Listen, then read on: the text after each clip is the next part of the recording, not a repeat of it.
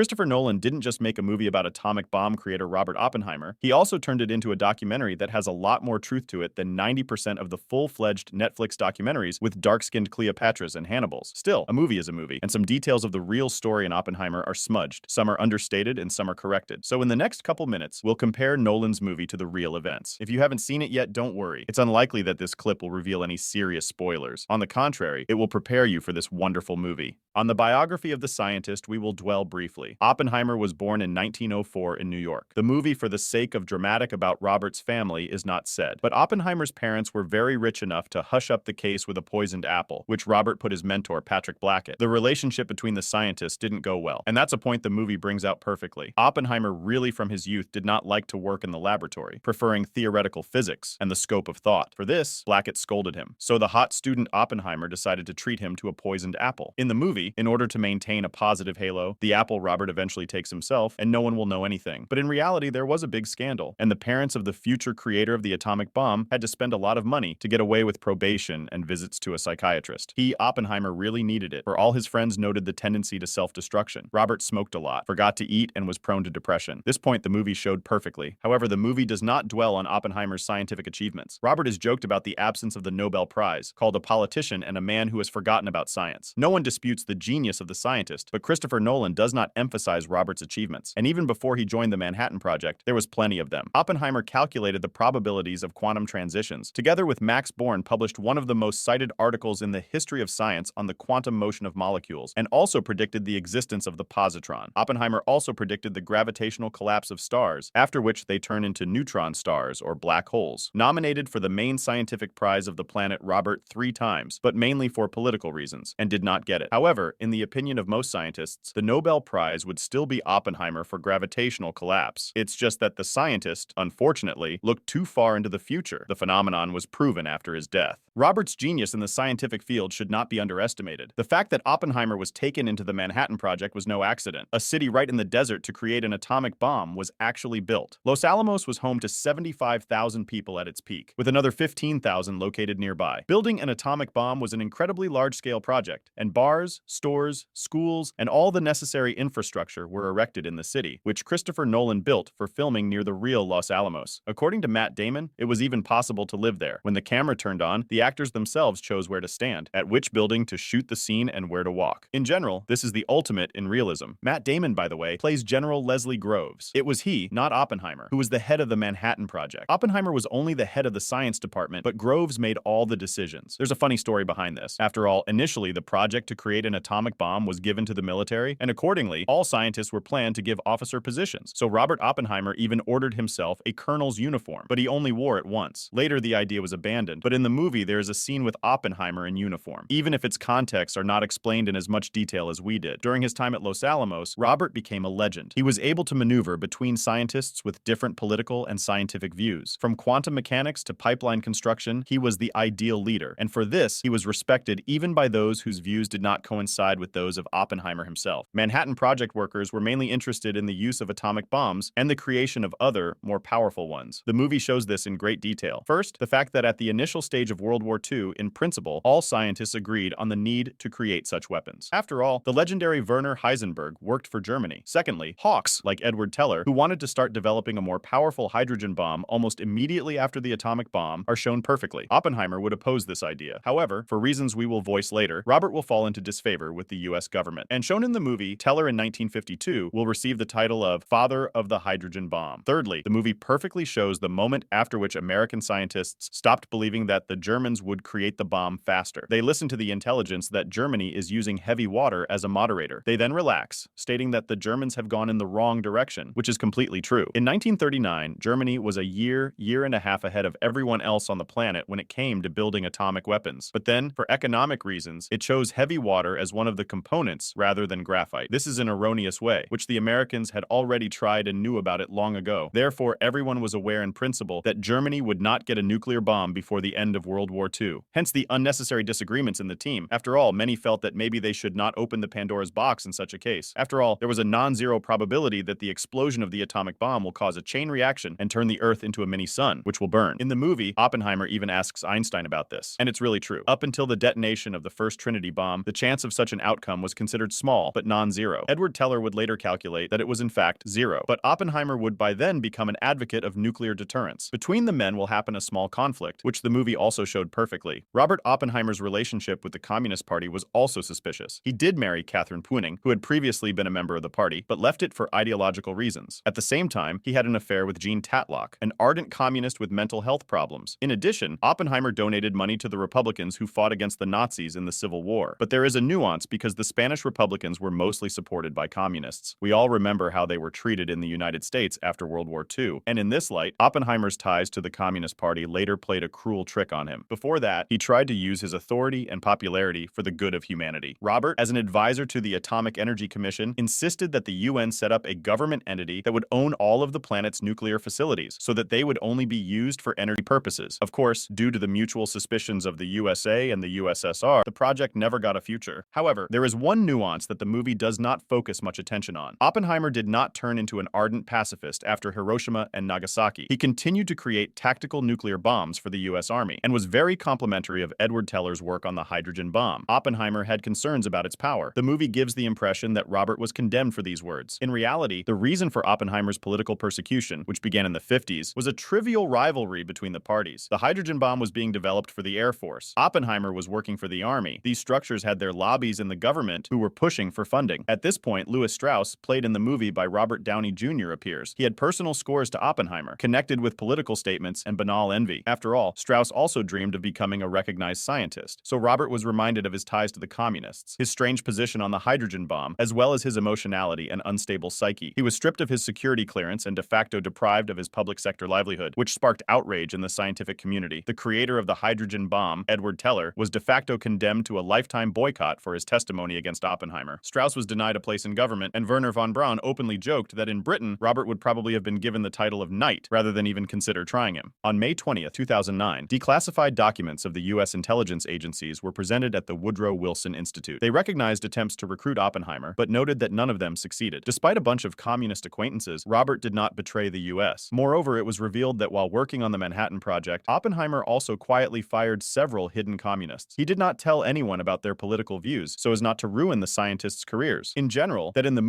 the scientific community, after the scandalous case of 1954, Robert Oppenheimer has the title of martyr. It is worth noting, however, that scientists in closed interrogations actively shared the names of communist scientists, and had his fate turned out differently, in the event the government would have exonerated him, Oppenheimer would have gone down in history as a man who turned in his own to the intelligence services. History is rarely black or white. As for Robert himself, he was diagnosed with laryngeal cancer in 1965. Self-destruction, unfortunately, did not bring the scientist to good. In 67, despite numerous attempts at treatment, he slipped into a coma and died, leaving behind a controversial but insanely interesting investigation. It's great that one of the best directors of our time made a movie based on it, and he shot it in such detail that documentary filmmakers should learn from it. Thank you for watching. Subscribe to the channel and put likes. Also see the previous video about how Ernest Hemingway hunted German submarines.